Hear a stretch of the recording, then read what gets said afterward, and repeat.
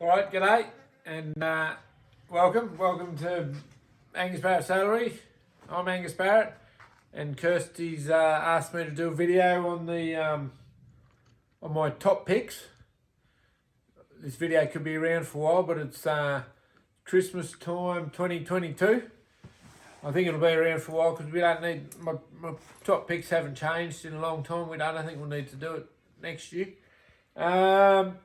But I'll do it. I'm going to do it on a serious note because this is pretty fair income when I'm talking about my products and what my top picks are. My top picks in my deal, and I'll give you the reasons. I think I'm going to start with my most practical thing because I think my top picks are all based around practicality. So my most practical thing is the swag. This is my swag. I got this when I was I don't know, 10 or 12 or something. My parents went out on a limb and bought me a swag. I'm now 44 and it's done a lot of work, been lived in, used, and the reason I say it's one of my top picks, and this isn't a swag that I made, mine's on the website, and my swag's better than this swag, a lot better. It is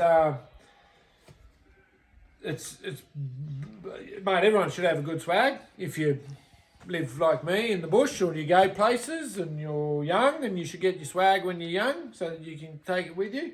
And you should spend a lot of money on a swag so you get a good swag, because there's nothing worse than being let down. You should get a swag, as far as I'm concerned, without a mozzie net, right? Because all they're going to do is get holes in them and tangled up. If you want a swag with a mozzie net, you should get a tent, perhaps. Whereas the swag for me is the swag. A swag's a swag. You jump in it, you pull the canvas over your head, whoop. If there's heaps of mozzies around, pull it over and tuck it down.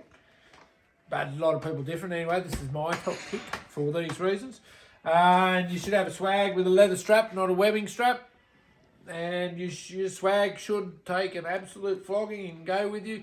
And I like a swag because you can put it in the back of your truck, and if you've got 1,000 k's to go, you can pull up whenever you want. If you've got 100 k's to go, you can pull up whenever you want. It can go on top of a truck, it can go in the dog box of a truck, it can go anywhere.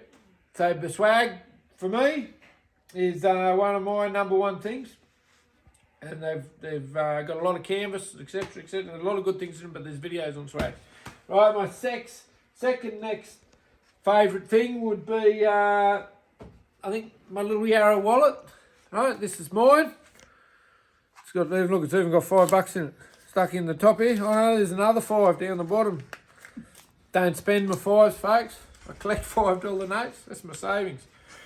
And this came about when I got back from Europe about, I don't know, it was, when did I go to Europe? 2012 or something. I was over there making saddles in a little French saddlery, and I saw all this cool little stuff, and I was like, I'm not a big fan for a wallet in the back pocket. I don't like sitting on it when I drive. I'm a top pocket person, so my wallet goes in there. This is like a $60 product, as against the swag, which is a $1,500 product. This is a $60 product. It's bloody brilliant. Mine's had 5 years work. You barely know it's in your pocket. I don't even have to do the button up. Right, it doesn't fall out, it doesn't jump out. I wear it every day. I go to work, it doesn't float around. I've got a fair few cards in there now. Probably more than I need, to tell you the truth. What have I got there? 1, 2, 3, 6, 8 on that side. 2, 4, 5 on the other side. It's good if I want to go out on the town and I don't need to take all that liability with me. I can throw 2 things in there. I can throw a wad of cash in there, rip the other cards out, leave them at home, and it slips beautifully into my pocket.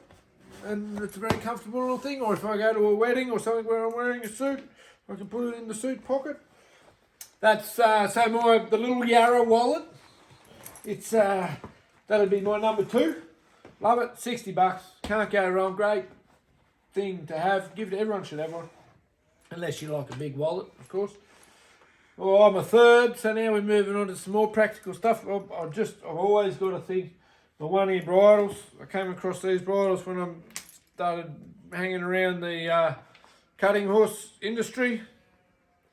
I never really had one. And then I made one. Obviously I made it and I used it. And then I came up with this cool little design here, which is, I cut all this with my machine. And it fits the ear. And this is like my favourite bridle. I love it. It's simple. It's heavy. It's made out, and to go with this whole set, that's like my pick. You know, if you wanted to give a working man a bit of gear and say, mate, go give that a flogging, that's it. That thing there, you just put it to work. Harness leather, Herman Oak harness leather, big heavy stainless steel buckles, 25 mil. It's tough, right? And the reins, heavy, weighted. I like these big, heavy, weighted reins. Look at these dudes, mate. These things have been chumped on, chewed, horses and dogs, and all bashed up. Look at the weight in them, you know. And they'll stand that up. That's stiff, you know. You flog something with that, move something along. That's a good bit of leather. And then down in here in my hands, they're lovely. I don't know what that is. That's probably 6 mil, and they go a bit gooey after a bit of work. The fully stitching makes them a bit stronger. Just a little bit stronger. Here, look at the horses chewed on it here. You know, a little harness leather curb strap to match. A nice little simple bit with the barrel join. That's a set. That's a bloody good set, and I love that because every time I go down there, it fits everything. Right, it's a bit tight on some.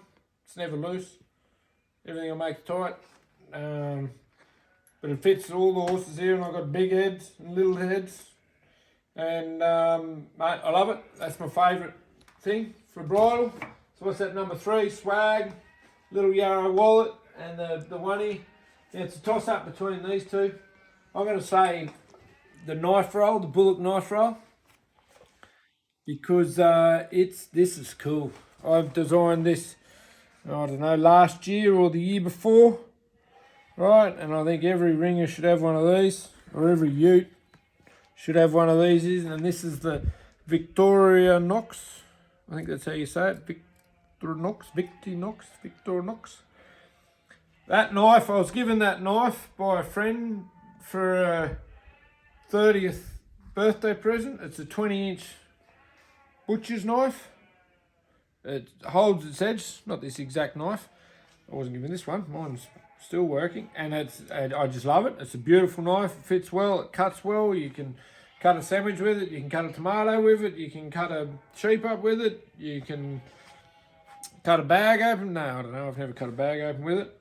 I use a pocket knife for that. And that's a very good knife. And then these are our steels, right? So that's just a steel, any steel. It's a Victorinox, but the pouch and the knife are my favourite. A steel's a steel as far as I'm concerned, as long as it's not a gritty edge one.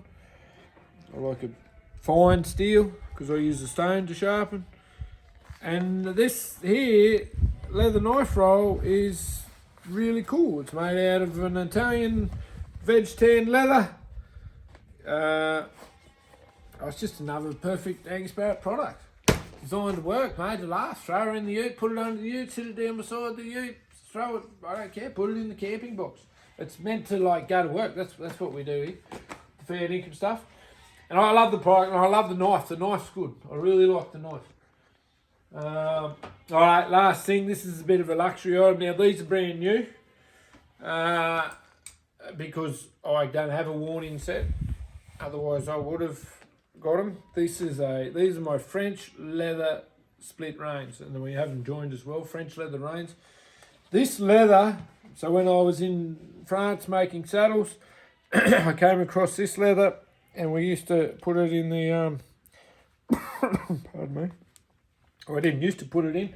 I was using it, and I was learning a lot there. I was learning how to make saddles, and I was learning how to stretch the leather over the counter lining. So all the counter lining underneath is done not with cloth or wool like we use in a stock saddle, but or kersey. It's done with a sorry, I haven't been focusing on you folks. I'm back on.